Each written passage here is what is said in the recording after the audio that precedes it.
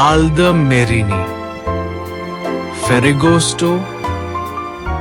Ditën e Ferragostos do të jem në fshat, me qenë se qyteti është bosh. Ose mund të jem po aq mirë në Vareza, që gjithashtu janë hapësire hapur.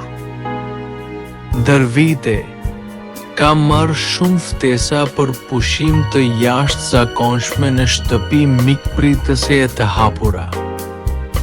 Megjithatë, për ndonjë arsye, ajo që më vjen ndërmend, mes të tjerash, është ajo e pushimeve të fundit në Gjenov, ku po qëndroja te një psikiatër. Kisha mbërritur krejtësisht e raskapitur dhe e munduar nga dhimbje të forta barku. Sikur ta kisha shpjeguar atëherë se isha e sëmur, siç kanë bërë shumë të tjerë, do të më kishin akuzuar për arogancë. Dhe kështu shumë kush u fye, sepse u detyrova t'i anuloja takimet. Por nuk mund të vdisja për hir të poezisë, e as për hir të kurreshtarëve, njerëz shumë larg së vërtetës poetike, se vetmia është një tragjedi. Ata miq të dhënë pas qefit në Gjenov më kishin njohur me gjithë familjen e tyre të gjerë. Më kishin mbushur me ushqim dhe më kishin dhënë domën e vajzave të tyre, vetëm e vetëm që të mund të thoshin se kisha fjetur në shtretëritë e tyre. E gjithë kjo më tërboi, më vind për të qarë, por Zoti është i mëshirshëm.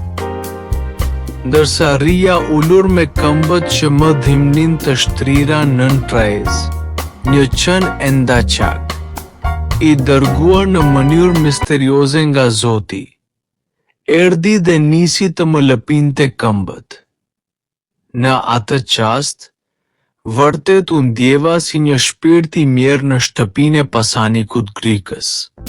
Je nxehtë si puthjet që kam humbur, je e mbushur me një dashuri që ka kaluar, që zemra ime do të donte ta fshinte, e urrej verën, e urrej verën.